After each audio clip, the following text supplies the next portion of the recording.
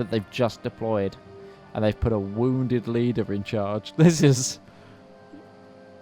Russia does not feel so good, Mr. Stark. What? I mean, if I was playing as Russia, or actually even like China at this point, I would give up on that front line and I would start drawing another line around Moscow and just basically buy yourself some time. Or hell, even if Moscow is lost, Urals. Urals is another really good defensive line. It's just this... It's a front line of mountains. Just draw another line there. Like, the thing that you have in absolute spades as Russia is space. And right now, all you need to do is buy time for your other industrial buddies to build up another defensive line against the tanks. Yep. And tanks in mountains don't do well. One of the problems here is the co-prosperity sphere. Oh, actually, no, Russia was far less towards capitulating than I thought. I was thinking Russian stability might be an issue there. They do only have 34%, but yeah. I mean, Russia is hard to capitulate, just in general. What is Stalingrad called? It's called Toninsky. I'm just trying to work out where everything is. Oh, they've still got Moscow. They regained Moscow, didn't they? That's why they're not as far ahead as I thought they were. Yeah, you want to be pulling back a long way. These Chinese troops that are flying towards the front here, don't start holding one of these rivers. Start getting yourself a basis to flood more troops in. Forget about it. Yeah, start getting the entrenchment. And here we've got another French breakthrough surrounding so many people in the Balkans here. That's Constantinople going to the French as well. Yes, it is. And in fact, if I go and take a look at the scores, because usually the admins are pretty good about keeping the scores up to date with the latest goings on. The Entente are still sitting on 2 points. CoPro has lost a bunch of points and is down to 5. And the Third International at this point is just running away with it with 17. Yeah, that's... It's the Entente being so passive. Like, the Entente, as much as we've been saying they need to go after CoPro, after this complete collapse of the CoPro, the Entente needs to launch an attack and they need to do it now onto the 3i, just to take some of the pressure off. Because we were saying yesterday, the Entente needs to be really careful to maintain the balance of power. They want to keep the other two factions at each other's throats, but in a state of stalemate. That stalemate has been decisively broken, and the Entente needs to re-establish it right now. It's the... CoPro is too big to try and take all the stuff yourself. You've got to allow them to use that vast size to re-establish themselves. Mm-hmm. Absolutely. And I wonder if there's a mindset thing going on here. The Toucans did say in our early interview that they were most afraid of the Third International, and now they're looking at this and they've probably given up ever so slightly. Looking at how they've dealt with the Reichspakt and now that how they're dealing with the CoPro, they're probably looking at this like, is there any point? And there is still so much of a way that the Entente could claw this back, but it requires them to be proactive, and they haven't been. 20 heavy tanks. They're just not doing anything with them. I think they've got. In fact, how many are they up to now? Yeah, they're more than this. This might take some time because we don't know, because it might not be under the Americans as well. So 12 under the Americans alone. Okay, 12 under the Americans. We've got. France had the other ones. Yep. That we know of. Brazil also might have a few. We don't know. 8 in France. Let's take a look at, say, Brazil. None there, but they've got a lot of these artillery divisions. Canada, I doubt they're doing anything because they're air controller, but might be worth a look just in case. Nope. Yeah, so just 20 actually heavy tank divisions. It feels less than I thought it would be at this point. I mean, we are still only in 1942. But the rate that they were producing them... True. They may have deployed them early, though, and now they're just filling them up. But they did seem to be pretty full strength when we checked. Absolutely. Unless Australasia's got some. Possible, but I don't think they've done very much. No, they really haven't. No, they really haven't. I think that goes for most of the Entente. They really haven't done much. Except France. Like, I would have to say of the Entente players, France has done by far the most, with probably Brazil second. Yeah. Yeah, and this push towards... Ankara is going well, but not enough men on the line. But so India are going to get some pushback there, but essentially they're just distracting the weakest player of the Co-Pro here, whilst the other stronger players of the Co-Pro die heavily to the Commune de France. Again, like they've got another maybe 2 months of wet season where France is going to be slowed down, and the Co-Pro needs to be using this time to establish a new front line. They have to. That's another cut-off. There's those fresh Chinese troops as well. Those are the fresh Chinese troops that just moved up to the line. They just instantly encircled, I'm pretty sure there. Oh, no, they've pulled back. Okay, so it was people that was already on the line, but even so. Yeah, they're using the Zarin line up the Urals. Exactly what I was saying. Oh, no, before the Urals. They're using the Urals here, Stalingrad line. Yeah, this is the Stalingrad line. Tanks now heading into the Caucasus. This... Look at these Japanese divisions. Hang on about a bit. There is no way the Entente is going to get into those very easily anymore. Nope. Opportunity lost. Yeah, they kind of missed their opportunity. Although I will say they're not defending every coastline. They're on port defense. So, which is all they need to do. Yeah, but if there's no focus on them and the landing happens and you can sneak a port in yourself, say America does it, with a massive industrial capacity to build a port really quickly, I mean, it can still turn some things around, but yeah, that's... the Entente pacificity has kind of thrown this game ever so slightly. I would agree. The Entente needs to do something 2 years ago. They tried that one attack on Spain, and then after that kind of went, I can't do this anymore. Yeah, they tried the one attack on Italy and one attack on Spain, and then was like, well, no. It's like, this isn't working. Yeah, the Spanish micromanagement. We should give credit to the Spanish player. Now that we know it's a lot of the work is being done by them as well. Who is the Spain player? Just out of interest. In fact, I can get that myself. Who gets there first? Remco. Remco, Steinix, and Theresa May here that actually were working so well together in terms of the front. And I think it's mainly because Macaroni's done the air, and the air has always been where they need it to be. Yep, that's true. I'm talking in the micromanagement of troops though. The actual movement of it's mainly the French and the Spanish actually here in the control of the French army. Yeah, that's yeah. You're right. That there is no real skill in microing aircraft. So yeah. I just shot myself in the foot there. It's not like I've been doing an entire series about micromanaging aircraft in Hearts of Iron on the Paradox Interactive Twitch channel with you. Zing!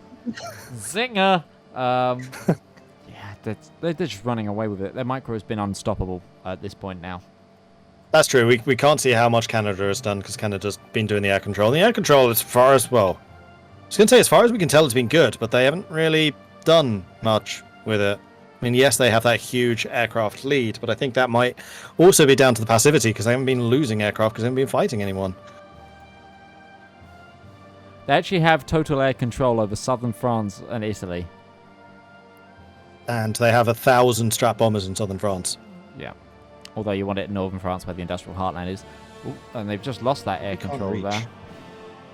Probably can't reach. Actually, strat bombers have a really long range. If you click on that air unit, yeah, they can reach the Union of Britain. Yeah, fly that's bad use of the strats. They probably know that they can't support them. So, in fact, just put them on night bombing and just bomb Britain. Yeah, knock out their air capacity. Yeah, target air bases. I mean, air bases up there would be pointless. You'd have to target the air bases on the Russian front. Okay. Oh, I see what you mean, to knock out fighter protection. Yeah, that's what maybe. I was thinking. The Entente's laughing because the AI. No, the AI would have done a lot more. The AI loves to do naval invasions. Oh gosh, yeah. 2,000 Union of Britain fighters here, flying above southern France. Gosh, this is... I feel like the air controllers are playing a completely different game of Hearts of Iron at this point now, though, compared to the frontline pushes. Just go sit them in the corner to play with their planes. It's kind of that it's kind of that point now because all the front lines are falling apart and nobody's and the third international are just running away with it. Yep. Are the Co-Pro managing to get a front line set up? They have them drawn, but there's like 6 divisions there. Oh, we got 2 more Russian heavy tanks, so they are starting to recover their armor. But a lot of the Russian industry will have been lost because it's all on the Western Front. Yeah. Mordred, how much skill is there in microing a navy? It's the most micro-intensive function that a player can have, and it is the true sign of a genius competitive player. Esports all the way if they can do naval. It's actually quite easy. It's quite easy, but it's about setting it up correctly is the thing. And setting it up correctly and knowing where to deploy them and when. Yeah. Exactly. It's more. There's of a very little management actual scenario. micro. Yeah, it's macro. It's macro. Macro so- players like naval. I'm a macro player. I'm 100% a macro player. I'm I just see a the player. strategic. I'm terrible at tactical. Absolutely garbage. And actually really interesting. Like one of my close friends is really, really good at tactical play, and I'm the really, really good strategic player. And we kind of did a series of different games which kind of emphasized tactical versus strategic. And like every single game he won the tactical, every single game I won the strategic. I'm Cossacks. just awful at Cossacks was both. the ultimate test. Cossacks the Art of War. Or Sorry? Was that Cossacks the Art of War as in the original one? Yeah. Because First, the that- macro players are really good at like controlling the industry and getting the economy up and running, then the individual battles are very tactical. So he would win the individual battles, but I'd win the wars because I had the better economy. That was my first ever strategy game that I ever owned. Oh, nice. Yeah. I had some good times with Really fun Cossacks. It's the thing I love and still remember to this day about Cossacks is the soundtrack. And it's a fantastic soundtrack. The remake was kind of though. Yeah, I would agree. They didn't really innovate enough with the remake. I mean, it wasn't a remake, it was Cossacks 3. Yes, But it was basically just a remake. They really should have just called it Cossacks Remake. It was a remaster of 1 because it had the exact same everything of 1, but with Yeah, it was HD identical. graphics and then more bugs, hilariously. Yeah, I think they did get them fixed eventually because they're pretty good at supporting their games, but yeah. It's like the week 1 bug where you could actually just drag, click, copy, paste your army. It was quite a funny one. And also when you would load troops into your transport and then you couldn't unload them again.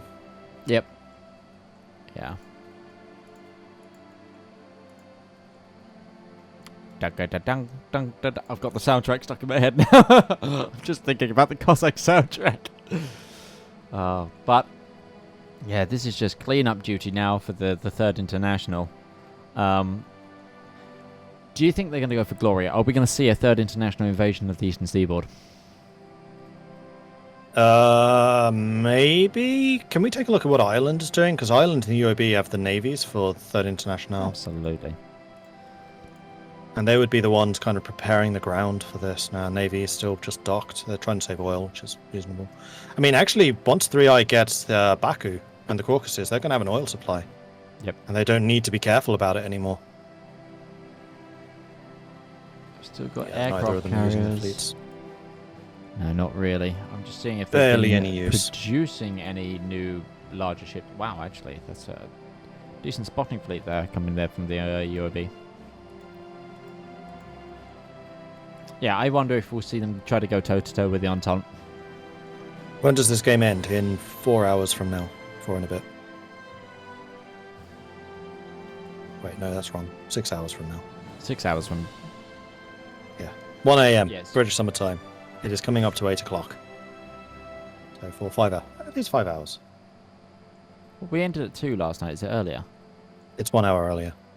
Okay. Because it's a Sunday night. And people generally have to do stuff on a Monday. It's not like we have a meeting Yeah. together on a Monday. Do we have anything going on tomorrow that you may want to talk about with the people here? I'm not sure we do. Only if you're interested in TTRPG and you want to check out some content of that, you can catch myself and Mordred here in a TTRPG scenario. I have a TTRPG channel called the Component Cast, and its flagship series has Mordred as a player. Mordred plays as a fine gnome artificer and his warforged companion in a world of my creation and my pure imagination. So you can join us for that if you like D&D. I'm DMing and Mordred is playing. It's a good fun. I think, was it last week or the week before where we actually all broke down crying for a bit, like in terms of laughter at something. There was a particular moment that we all just kind of broke. I can't remember what it was. Yeah, I can't remember either. No, I can. It was when Mikey introduced. We had our first guest last week, and and Mikey did his introduction, and we all just like full on broke for a moment. Actually, that's happened quite a lot throughout the series. And if you've missed any of those and you want to catch up, we have the YouTube channel with the archives as well. That's youtube.com/. It doesn't have a custom URL yet, but you can just YouTube search Component Cast on YouTube, and we'll come up. Yep.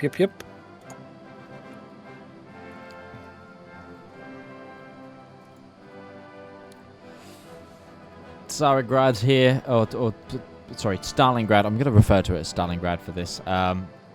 Tsaritsyn is currently... Okay, the defensive line has been redrawn. We've got troops on a defensive line by Stalingrad. But it's July, we're in summer, the wet season is over, and the French tanks are coming. I was right. They basically faltered until summer, and now the mud's gone, and here come the French. Yeah, absolutely. Southern line is formed, but is that going to be enough? I don't know that it is, honestly. I feel like there's a big gap up here that someone is going to find, because there are troops heading that way, and it's just we're going to see Russia keep pushing its way back further and further east. And the Russians are hitting hard for the Caucasus. They want to take the oil supplies, and the Entente again being very proactive and doing everything in their power to absolutely take the fight. I can't keep a straight face. They haven't even got the whole Eastern Seaboard supported if they're going to be invaded by the Entente. At this point, pull all the men away from the West Coast. The CoPro are dead. Don't worry about it. Go to Washington. You're going to need to hold it. Well, I wouldn't say that there's an amazing naval evasion set up to strike the heart of the Third International. That's right. The island of Saint Pierre, the biggest threat. Oh dear.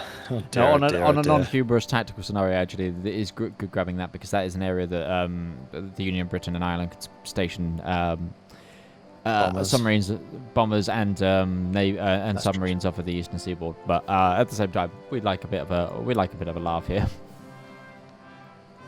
So it does look like the planes are falling. They're just about to hit Georgia and Azerbaijan. Yep. Yeah, there goes the Caucasus. Stavropol is gone. They're on their way to Petrovisk. I wonder if they'll halt an advance against the Russians here and just try to go swooping down for the Middle East. I think they'll do both. Because at the moment we can see that we've got the Spanish in the north and the French in the south. I think they've probably said, right, France, you're going to try and cut off India and Turkey. Because that's what I would do. I'd try to drive down through Iran, basically, and cut off the entire Turkish front. And then have the French player the Spanish player driving north and just continuing to absorb as much territory from the Russians as they can. I know, it's very confusing. It's a Spanish player controlling French tanks and Italian infantry. It's a true international here. Can you imagine being in this scenario? You're an Italian soldier. You have your rations of pasta, and you are sat on the streets of Kazan. Yeah. That's interesting world scenario right there. And it looks like they've got another pretty major cutoff going on down there in the south. North a bit. Down a bit. Oh, yeah, here, just outside the Crimean Peninsula. Novosibirsk. Yeah. Novorisk. Norilsk pocket. These tanks just being put to excellent use.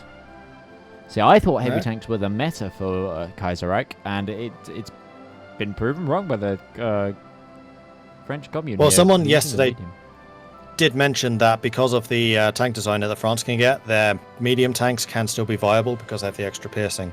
So ordinarily, mediums are just outright trumped by heavies because they can't pierce them. French mediums can. The only ones that they're going to struggle against is going to be the Americans.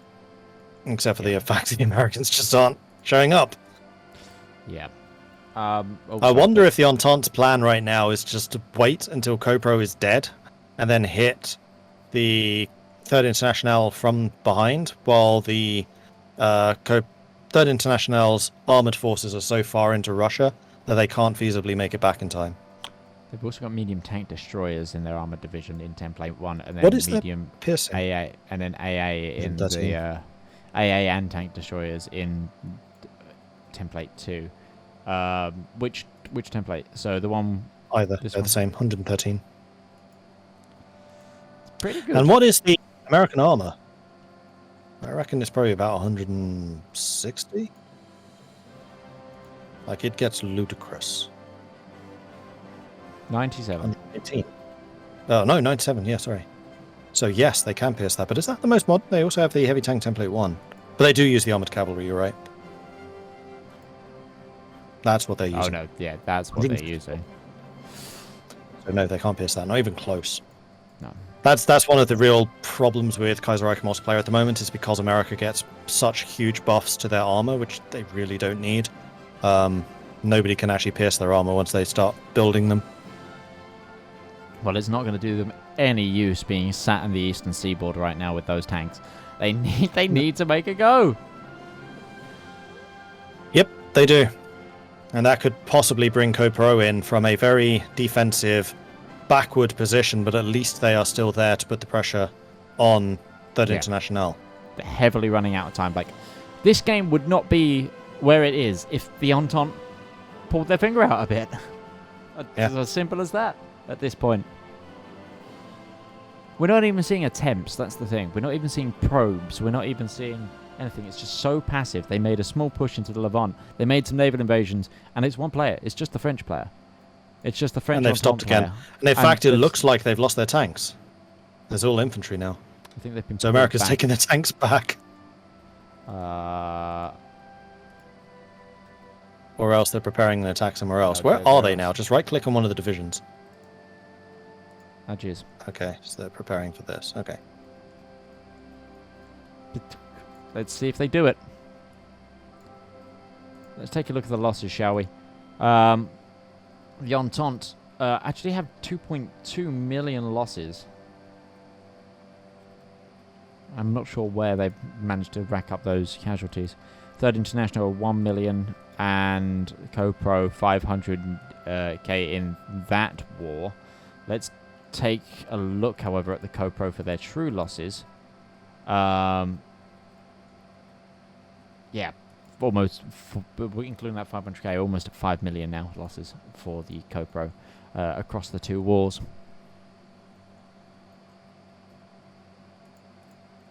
Sorry, just confirming some of the gift card stuff. And actually, speaking of the gift card, I was talking to the admins. We're going to do 2 giveaways total today, with the third one being streamer's choice of top player, and then that stream's favorite. That's a good idea. It's going to get the third one. Yep, I like that. I definitely. In fact, I think what we should do is do the second giveaway when the Entente actually launches an invasion, a decent sized invasion, as a celebration of them actually doing something. So you're saying we're keeping that gift card? I mean, I didn't want to say it quite so overtly, Midge. Right, okay, I see. I apologize. Okay, so China is starting to bring in some decent numbers. Yeah. But they are just defending one section. Where were these trying to numbers keep in them the away first from place? the planes. I would think China would be just pumping out divisions non-stop, but they're really not. I suspect it's equipment limitations. because Russia's having to put their full industry on making the tanks because they're trying to recoup from those losses. Japan is probably doing aircraft together with Thailand, and then China is basically building its own infantry equipment and then equipping its own units. Maybe India too. In fact, there's a way of checking that, if I may take over for just a second. Go for it, yeah. Because what we can do is we can go to, say, France, then we can go Intel on China, Intel Ledger, and we can see that they are currently spending 102 factories on soft equipment. India, switch to India, we need to do that. India's got 88 on regular equipment. Thailand's 100% on aircraft. Japan is mostly on aircraft. And Russia is 100%. Oh, wow, they're 45 military factories on tanks. So, yeah, basically all of the infantry equipment right now is coming from India and China, and they're just building it for their own. But their industries are still not the biggest. They're still not the biggest, but at this point as well, you'd think they'd be starting to get some production efficiency going. And I wouldn't, if there is what I think has probably happened, but I don't want to look at it to give it away. I think they've gone up in the infantry equipment. I think they've gone up to equipment 2 or 3 at this point. And I think that's the wrong call for someone like China. I think you just mass produce the cheapest weapons you've got and just flood the line. Because you've got endless supplies of manpower at this point. Enemy combat losses, equipment 1. So, no, that is what... Really? Tehran has Union of Britain. Hang on, let's see this from France's perspective. No. Yes. Yes. Enemy losses, regular base standard infantry equipment. You're right. Okay. 257,000 of it. Okay, that's where all their equipment's going. Yeah.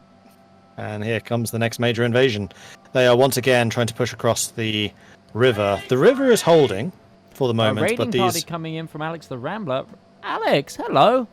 Hey, Alex. The Ram family here.